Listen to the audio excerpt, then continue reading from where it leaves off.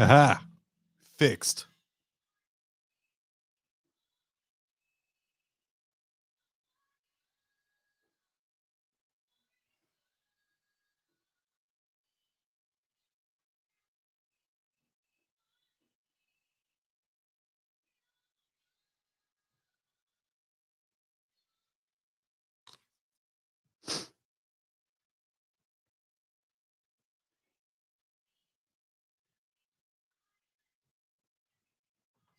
All right. So hopefully this is better now.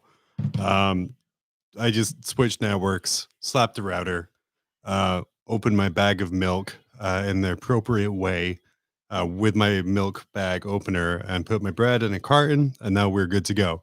So now that we are a significantly higher quality than the products you guys are used to, we're looking through the Imperial Armour Compendium. It's out this Friday. We just received this book today, and we're kind of seeing what we have here. And if anyone has any particular data sheets or things they want to look at, let me know. We can definitely go through those and see some of the changes. From my quick look at the book and kind of the reviews coming out of the weekend, it's a great kind of streamlining and simplification of the Forge World stuff. Whereas before it was a lot of special rules. It kind of was going along the game design of 9th edition in general, just streamlining and everything even. But yeah, no more potato camera. Hyrule, I can absolutely go there. Love those things. And they change slots.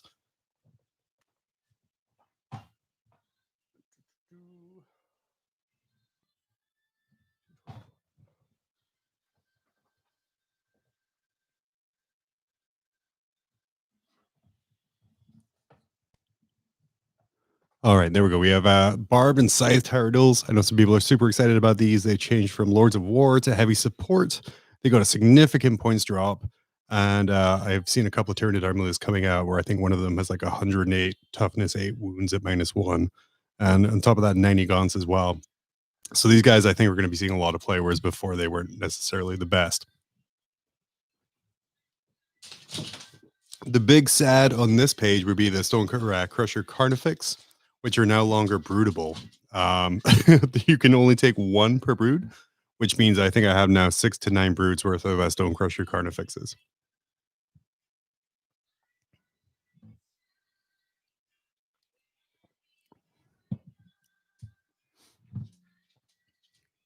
I'm unsure, Clint, what noodles are, but we'd be more than happy to share noodles, I guess.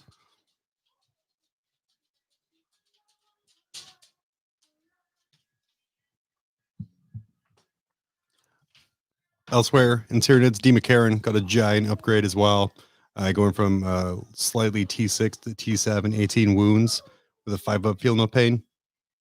His massive scything sickle talons, which I'm not going to say more than once here, at D3 plus 3, so there's some great damage from those. Also has a 5-up invulnerable, and if it eats something, 5++. Some standouts from the book, the Daemon.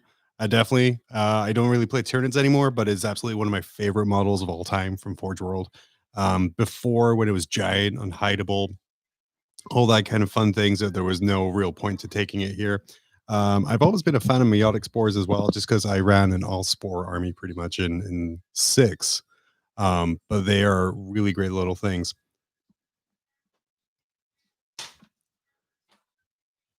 The Taunar Supremacy suit got lost the battle suit keyword. Sad Tau noises. But as I don't play Tau, I'm happy non-Tau noises.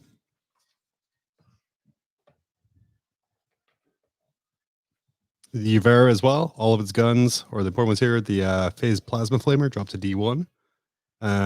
So that's been hit a little bit there, which again, I think we're seeing kind of the things that were causing issues at the start of the edition, or no, start of the edition, but last edition even as well, are kind of a little depowered. I'm a little sad. I was hopeful for Death Guard. You would see some kind of rules previews or leak from the Greater Blight drone. Here's the Chaos version here for just Chaos Space Marines. The only difference is the Greater Blight drone for Chaos Space Marines doesn't have the Plague Weapon special rule, whereas the Death Guard one does. Dreadclaw Drop Pod has, For Chaos Space Marines now, the drop assault rule. So you can drop them turn one. Sadly, the way it's written right now, you can't actually get out. But turn one, you can drop the guys inside, just can't come out till turn two. And that's the same thing with the big old drop pod too. I did flip past the orcs. Let me get back to the orcs there for you.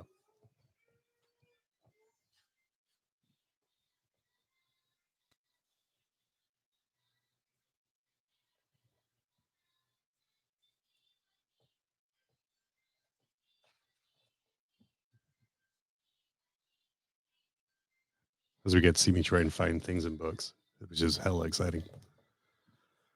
All right, Zag Snark the Ripper is no more. He's now just a generic war boss on bike. Admittedly, the most amazing war boss on bike model out there, but he is just equipped with a kill saw now and 2 Daka guns. He has the Speed Wasp special rule, so he's on to just a fancy Death Kill War Trike, but he has T7, 7 wounds with a 4-up save.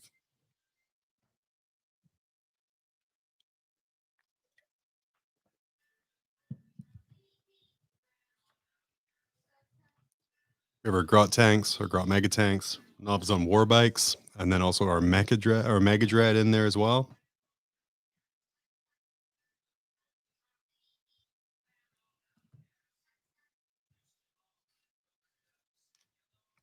And then better than the Mega Dread is the Mecha Dread.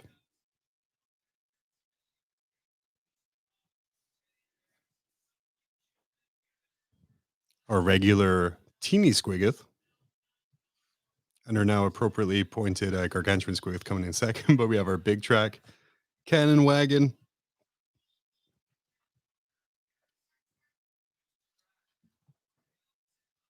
And then Gargantuan Squiggoth again.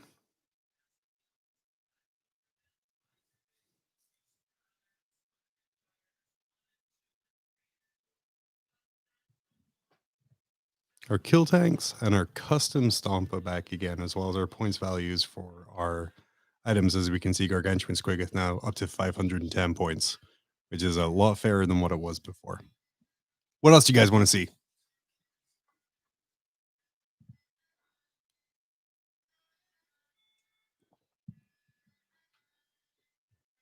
Potatoes. Oh, that's the other live stream where apparently I was using the wrong network, the one I have the kids Xbox hooked into. So I was really messing with their Fortnite or whatever it was they were doing there.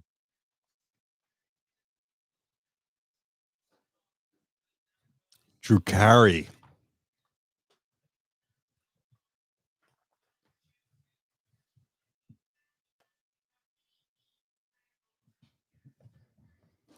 So for Drukhari, we have our Reaper and our Tantalus. I have about as much knowledge for Drukhari as I have for the majority of the game, if I'm being perfectly honest with you at this point here. But I know the Tantalus is the cool-looking pirate ship majigger. And that's it.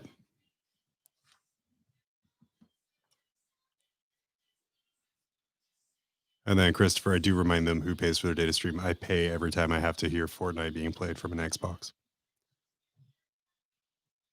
But our sad little 2 selection Drukhari.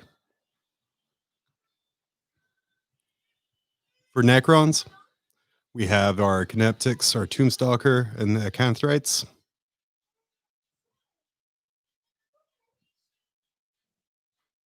Acanthrites are the Necron constructs created for the single purpose of destruction of those who have dared to claim the ancient empire of the Necron, which I think is just all of them. Hyper-phased void blades and high-powered thermal cutting beams, so they just have 1,000-degree knives. Whatever it is that they have going on there. Then we have the Tomb Sentinels, which I think are the cool jet bike dudes. They do dances. And that's why I disown them. And then the Tesseract Arc.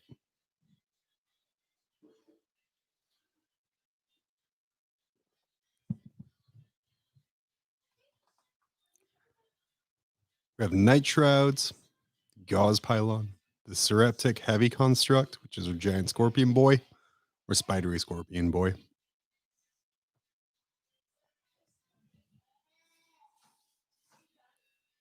Has a wonderful toughness 8, 28 wounds, and a 5-up invulnerable. Also has living metal. which I don't know what you would be winning it on in a 4+. It wasn't a 4+ anyway. And our sentry pylons.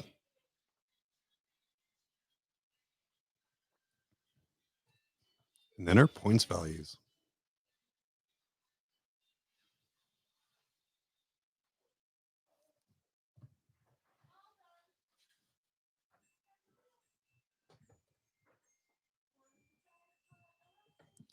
For Tau, we have Shazo Rally, which I'm going to assume is how that's pronounced. There's just a lot of apostrophes there.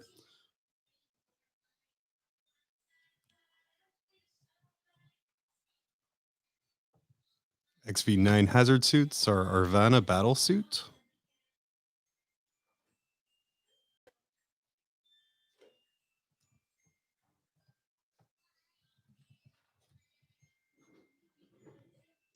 Tetras and Ivaras.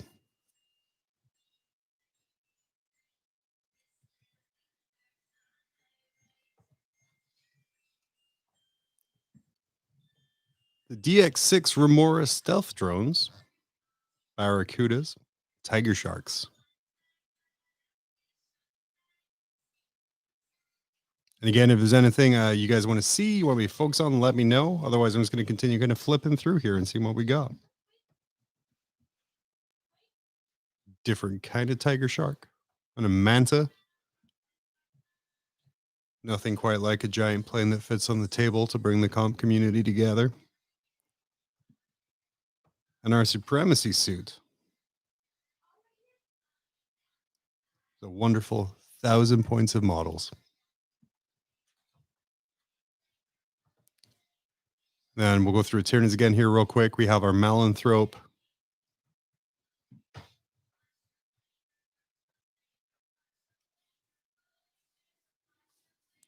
It's got the Shrouding Spore aura. Any non-gargantuan or non-titanic Tyranid unit within 6 inches of this model. Subtract 1 from ranged attacks. Toxic Miasma does D3 mortal wounds in a 4+ in the fight phase.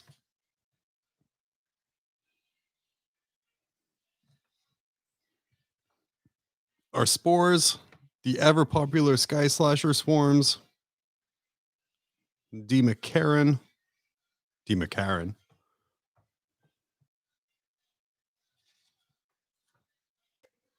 Stark Stonecrusher Carnifex, Barbed Haradul, Scythed Haradul, which I think I've got the most excitement out of everything in this book, is those two guys. The Harridan,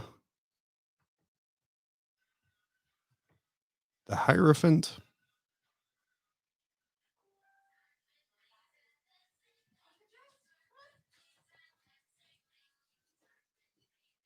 and our Tyranid points values. And then 275 for the Barbed Haradul, 235 for the Scythed. It's still a great value for that model and what it can do.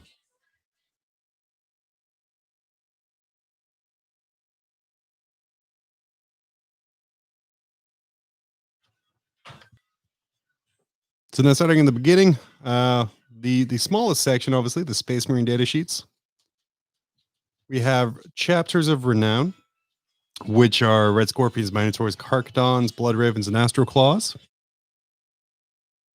And the important thing about these guys is all of these are just suggested. So they're not forced. You are not locked to that. So even if you take Blood Ravens, you don't necessarily have to take the chapter traits that are found in this page here. This is just suggestions of how you can play them thematically, the way they were designed. But they're anecdotal suggestions.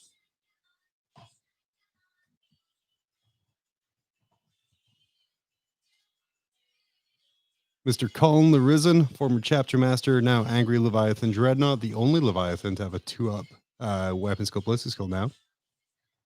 And the new chapter master, Cassian Sabus. Or Cassian Sabius. It's going to be a lot of mispronounced names coming up here. Then we have Luft Huron and Armanius Valfex.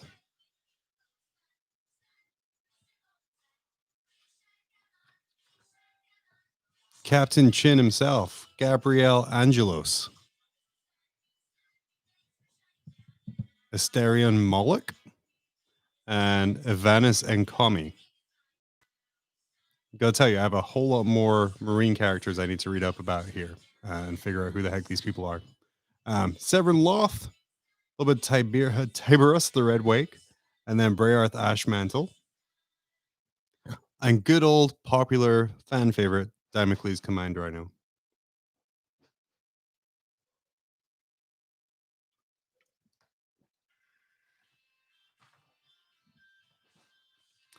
Hackaton, which is how I'm going to assume that's pronounced. And then Daredeo Dreadnought.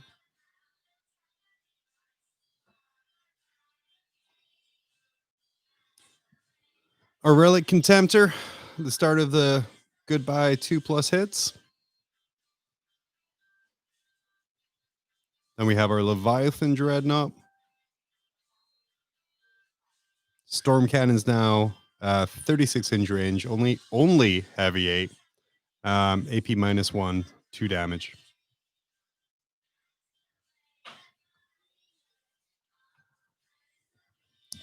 We have our Landspeeder Tempests. Javelin Attack Speeders, and our Deathstorm Drop Pods.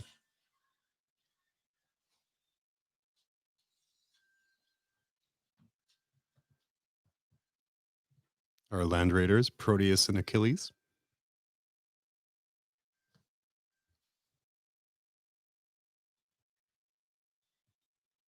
The Achilles is considered one of the rarest of all Land Raider variants, each one individually wrought under the scrupulous gaze of senior adepts of the Omnissiah.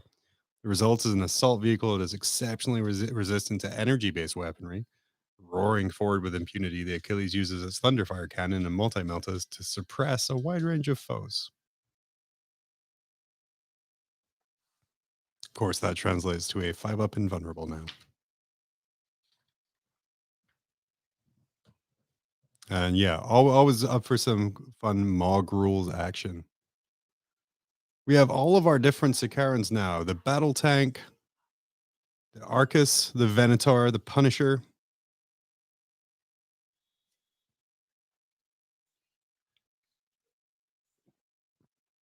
One thing I do appreciate about these new books is all of the degrading, and the factors that degrade are all highlighted in red.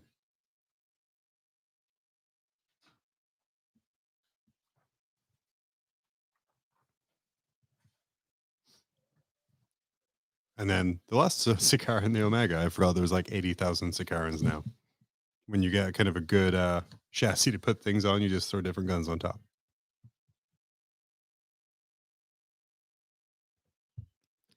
Then our Rapier Carrier, our Quad Launcher, Shatter Shells, now strength 8, -2, flat 3. And then just good old Thunderfire Shells.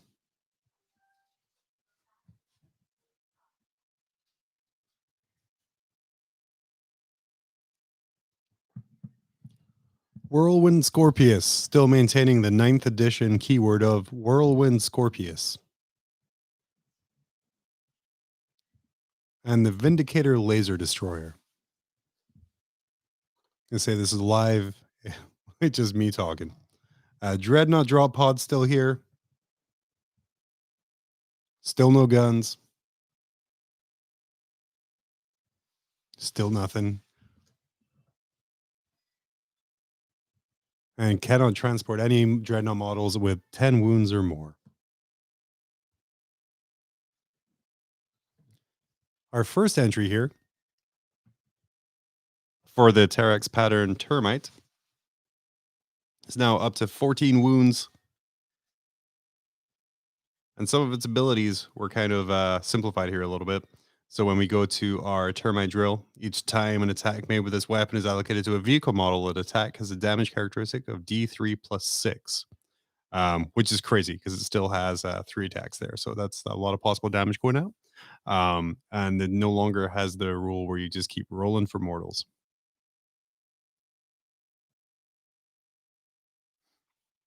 Still has transport capacity of 12. Still has the same armaments that goes on there. I cannot take Jump Pack Terminator, Primaris, Wolfen, or Centurion models. So no big boys, only small boys riding the drill.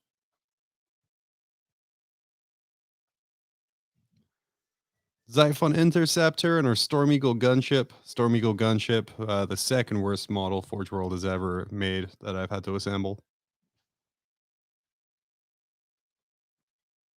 But it does have a capacity of 20, so it's real good for taking things. It can even take Wolfen and Terminator models. However, no no Primaris allowed. Still a thing. Our Fire Raptor gunship, the worst one I've assembled. And then onto our Lords of War, we have the Typhon, the Cerberus,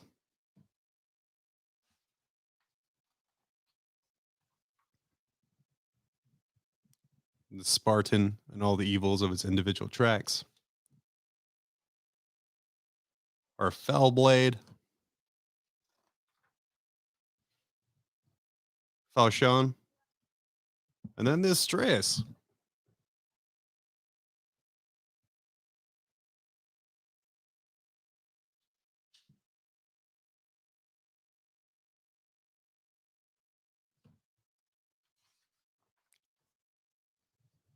Our Mastodon and Thunderhawk. Top 3 most improved. Yep, my mother would be one of them. Definitely very much improved over the last several years. But I think, I mean, faction wise or unit wise, Tyranid's got a massive boost coming out of this.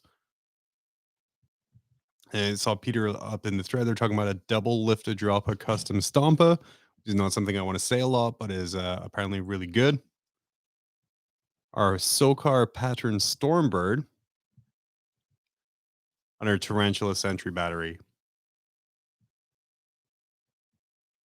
And again, we are in the position where I received this book in the mail, and then I started live streaming. First potato quality, and now regular quality, maybe like mashed potato quality.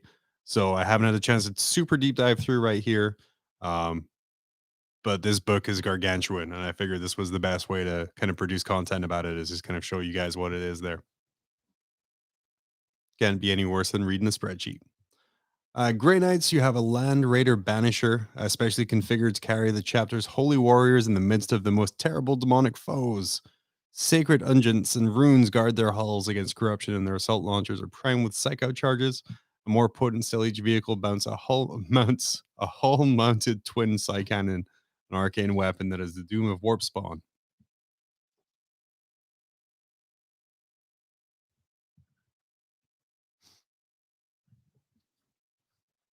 And then a Grey Knight Thunderhawk gunship,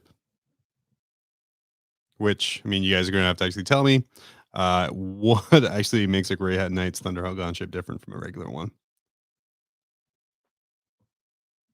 And then Wallace, you can just wait your turn. We get Scabathrax. Astra Militarum. Here come the 80,000 tanks. Here is 2 full pages of fluff about the Death Corps of Krieg, because as they are a perfect infantry unit, they do not actually need any kind of rules whatsoever. We have our Death Corps Marshal, our Death Rider Squadron Commander, and our Death Rider Command Squadron. We have a Combat Engineer Squad, Death Rider Squadron,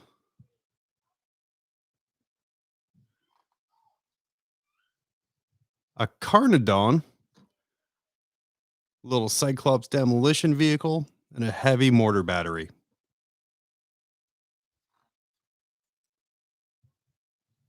Some Armageddon pattern tanks. We have the Basilisks, the Medusas,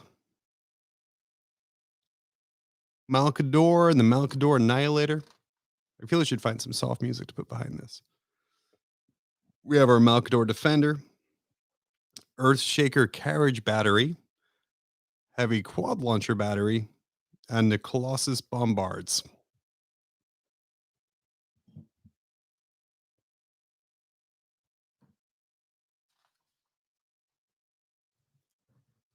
We have a Malkadoran Furnace, Medusa Carriage Battery, the Rapier Laser Destroyer Battery, and then some Thunderers.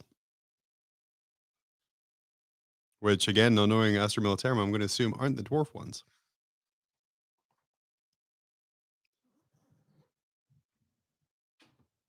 We have the Valdor Tank Hunter, the Avenger Strike Fighter, the Voss Pattern Lightning, and the Arvis Lighter.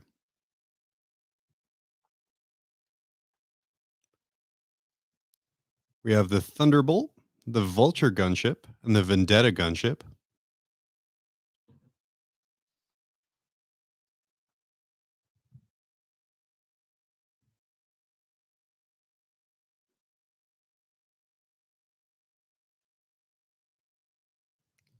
We have our Trojan support vehicle, the Hades Breaching Drill, the Macarius, and the Macarius Vanquisher.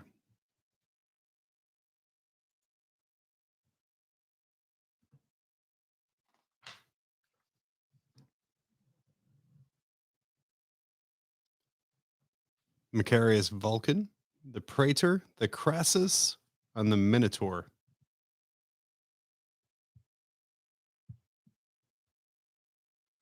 I refuse to be told that it's pronounced Minotaur. It is a Minotaur.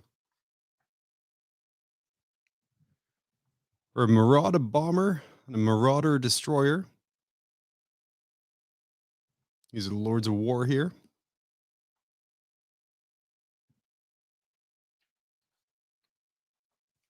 The Stormblade and the Tarantula Battery.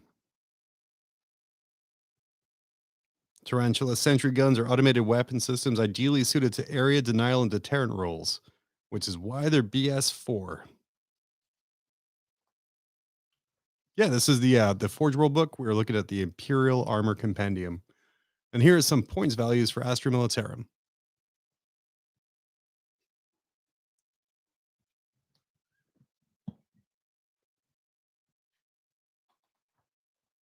Inquisition. We have Solomon Locke and Hector Rex.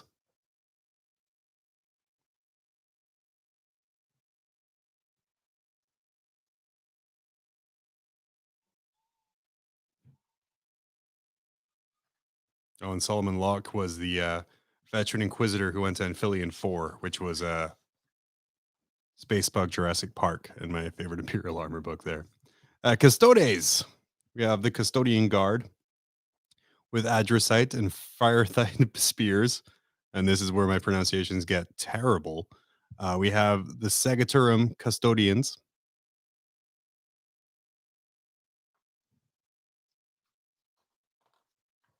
The Aquilon Custodians. The Contemptor Galatis Dreadnought. The Contemptor Achilles Dreadnought. And the Agamatus Custodians.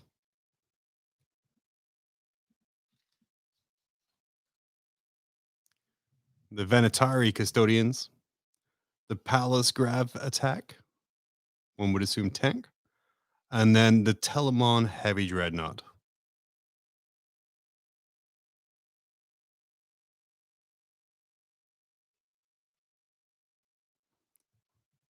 One important thing to note here for the Telemon Heavy Dreadnought, it says they're repelling assaults with their Spiculus bolt launcher, which I think Spiculus now is my new favorite word.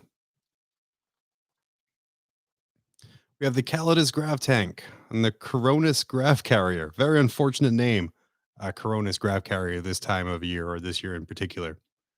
We have our Orion Assault Dropship. Can take 1 Dreadnought, 12 Custodian Infantry, or 7 Custodian Infantry and a Dreadnought. And our Ares Gunship, Uniter of the Community. And we have our points values for Custodes.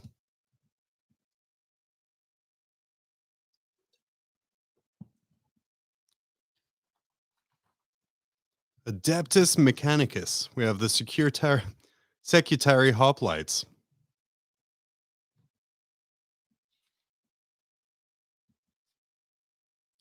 Secutary Peltists. And our second entry of our Terex Pattern Termite. Wallace asking here, nice rules and all about how many points do I have to pay in order to game with my boys again? Too many. Too many points. And that's it for Adeptus Mechanicus. Imperial Knights. We have the Castus Knight Asterius. Our Cerastus Knight Lancer, the most widely known variant of the swift and agile Cerastus chassis. Equipped with a potent shock lance and an ion gauntlet shield, Knight Lancers are perfectly suited to dueling titanic foes face to face, and often bound ahead of the main battle line to vanquish the enemy's most prized war machines in single combat. Which makes me picture him just prancing and skipping towards my battle line. We have the Cerastus Knight Castigator and the Cerastus Knight Acheron.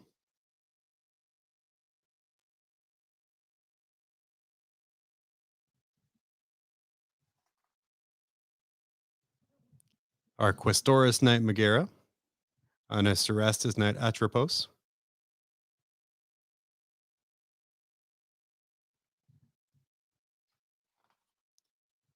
Our Knight Morax and our Questoris Knight Styrax.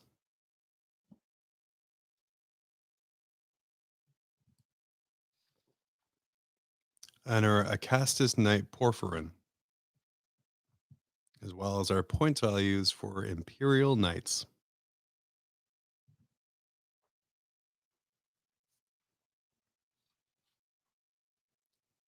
Titan Legion data sheets. We have our Warhound Titan, an entire army in one model. If you want to lose your game, turn one, but have a great time doing it, Warhound Titan. And whilst I'm not in charge of the FAQs, as much as I want to take my termite drills again, I cannot make Death Guard happen. We have our Reaver Titan, our Warbringer Nemesis Titan,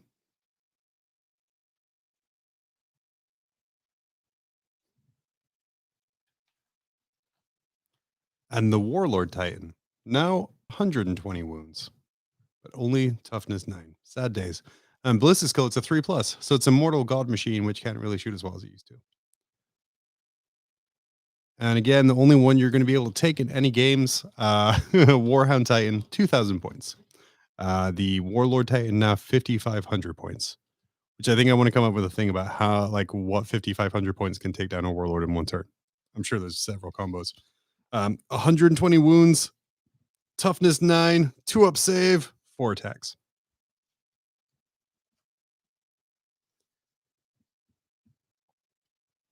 No stats yet on Imperator size variants.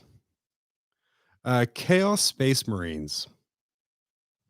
The important thing here is they now have the smokescreen stratagem, much like the Loyalist Space Marines, where using the stratagem in your opponent's shooting phase when a Heretic Astartes smokescreen unit is selected. Unit is selected as the target of an attack until the end of the phase. Each time the attack is made against that unit, subtract 1.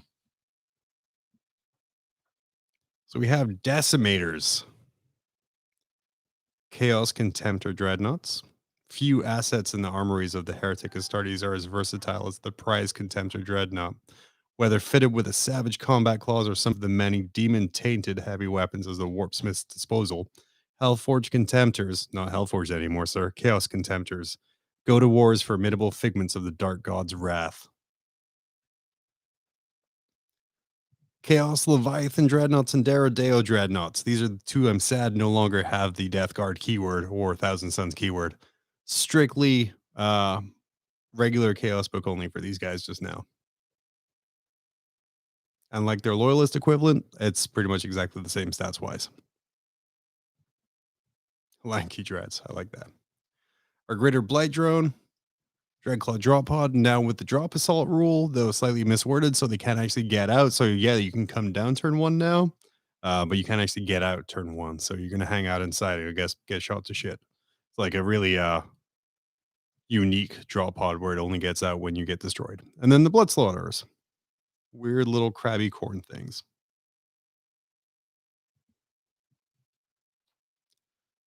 We have our Chaos Land Raider, Proteus, and Achilles.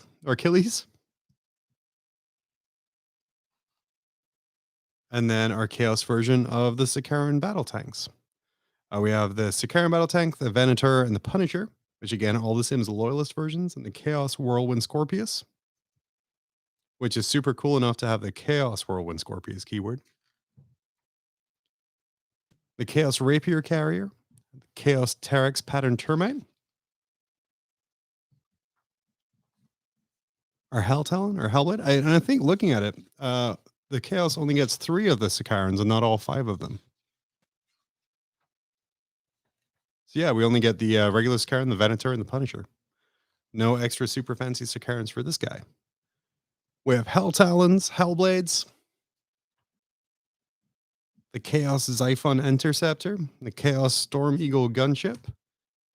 Again, these guys are all pretty much the same as their marine equivalents, the only difference being the keywords that they're having.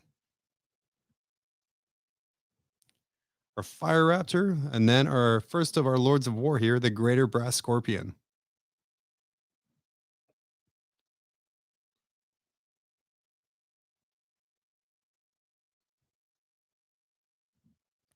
The Chaos Mastodon and the Thunderhawk Gunship.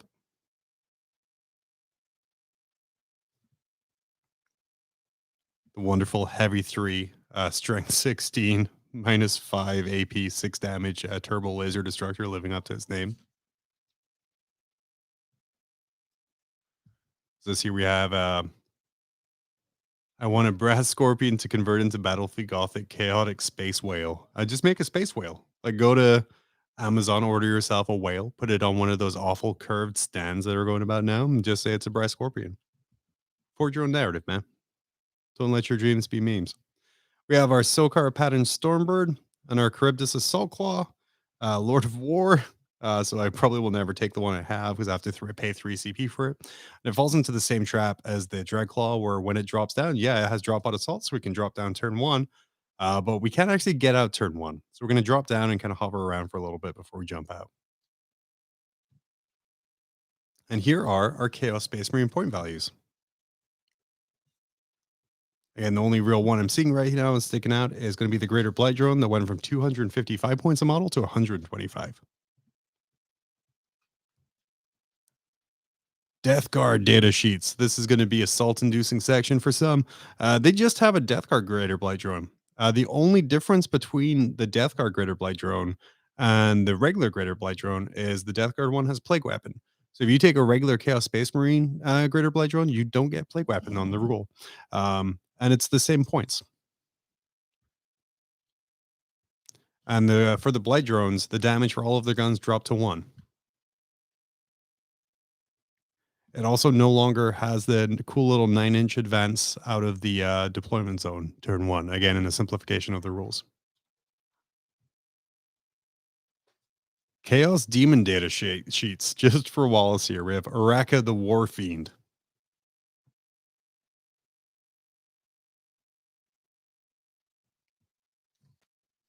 Mammon the Transfigured, Korvax Utter Blight, and Scabathrax the Bloated.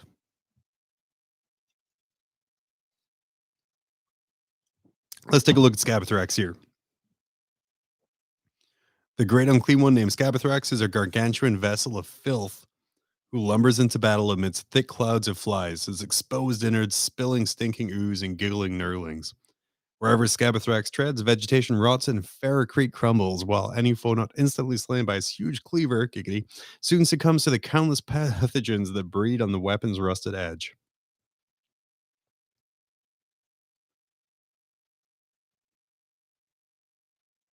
"21 wounds, now only toughness 8 instead of toughness 9. Poor lad. Is he worth taking in a super heavy detachment? Who knows?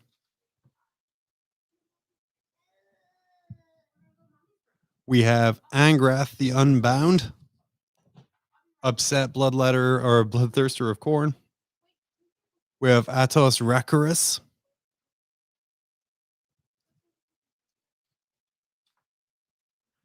and Zarknil. These guys have dropped in points a lot from where they were. They are no longer Pantheon approved, like 777 points, 888 points. Scabathrax down to 475, which again, when you consider you have to take him in a Supreme or a super heavy, so spending 3 command points on him, is he really worth more than just a regular Great Unclean one? And I think this is the fall that all of these sort of Lords of War fall into here. Ark of the Warfiend is a pretty good 145 points. Is a really good pickup if you're doing Khorne Footprints, taking him instead. And Korvax Outer Blight is just a really cool looking weird frog model. Chaos Knights. We're going to go through here pretty quick because these are actually probably exactly the same as the regular knight miniatures or the regular knight rules. So we have the Asterius, Lancer, Castigator, our Acheron, Armaguera, Atropos, where the Knight Atropos was created to destroy traitor war machines. Fallen engines of this type now turn their devastating weapons to the destruction of the engines of its creators. Traitor Knight Atropos are totally consumed by the hunger that they can carry with them, embracing the madness they were always so close to before turning against the Emperor. But I mean, they're the same. We have the War Dogs, the Morax, the Chaos Questoris Knight Styrax, and our Chaos Acastus Knight Porphyron. And here are our points values for our Chaos Knights.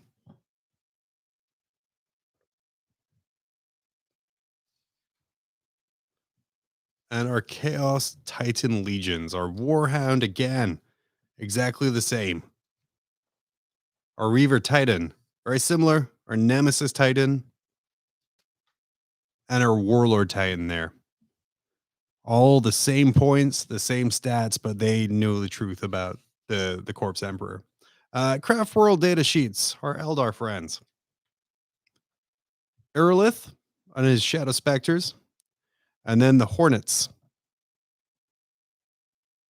Under the hover tank rule, it specifically says, see the Wave Serpent data sheet in Codex Craft Worlds, which I feel you could have copy pasted in there. Unless we're getting an Eldar Codex soon in which they change that rule.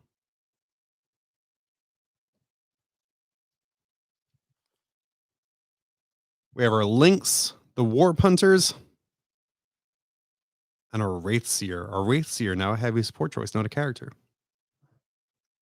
No longer has the character keyword.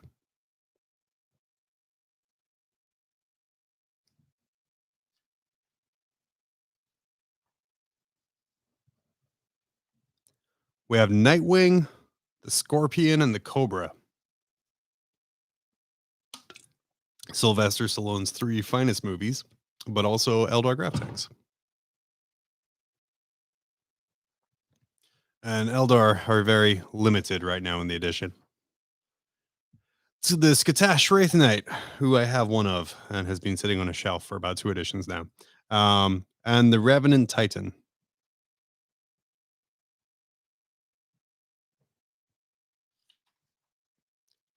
And the Phantom Titan. Sadly, the Phantom Titan, not quite as good as taking 2 Revenant Titans for the same cost. But that would be 3,000 points, and really, who's playing 3,000 points?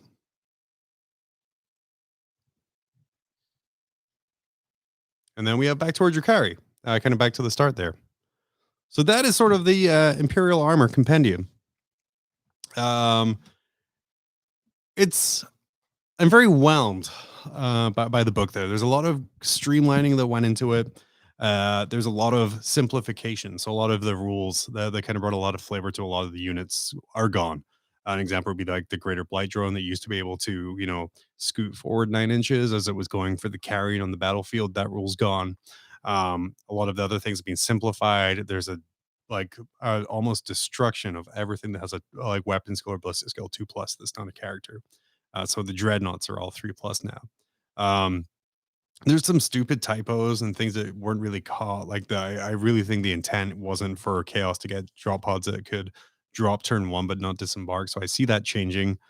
Sadly, not for the first 4 weeks of publication. GW saying that they'll be FAQing things 4 weeks from release. But overall, it's really well laid out book. Lots of good presentation in it. Has the digital code in the back of the book, so you can add it to your Warhammer app. You do not need a subscription to redeem your digital copy of that there. So if anything, it's a great purchase to pick up to make sure that everyone's rules are right. So that's what happens when you replace Marines that are already misrepresented. Yes. But again, a lot of really good quality things in here, and it means you can play with your resin toys at the same time as all of your other stuff there. I'm a little bummed personally for Death Guard, just because I think they were missing a lot of flavor. I have a lot of converted dreadnoughts that I can no longer use. I mean, I guess I can use them in a regular Chaos Space Marine Army list, but that's not really what I was going for. Um, and a couple of the things really kind of intrigue me, like why are Greater Blight drones? Why did they get plague weapons for Chaos Space Marines, but not for regular Chaos Space Marines? So yeah, lots of really good stuff in here. And this book here is available for pre-order now on Forge World. It releases this Friday. I'm hyped for it. I'm excited to take it out, try some new rules. Being able to finally run 3 Greater Blight drones is something that very excites me, and not have to pay like 900 points for what it was. Um, Thank you guys for joining me for this. Thank you for putting up with my weird potato quality stream at the start, which I will now go and delete, and then we'll just have this better stream up here. If you have any more questions, leave a comment. I will get to them as soon as I can. We will be back next week when we're going to be doing some audio reviews of the Death Watch book and the Space Wolf book. Again, we only received these today. There's some great reviews out there, but we want to make sure that Danny can be involved and give like actual feedback on what's good and what's not, and not just flip through pages. So for Mob Rules, I've been John, and I'll see you next time.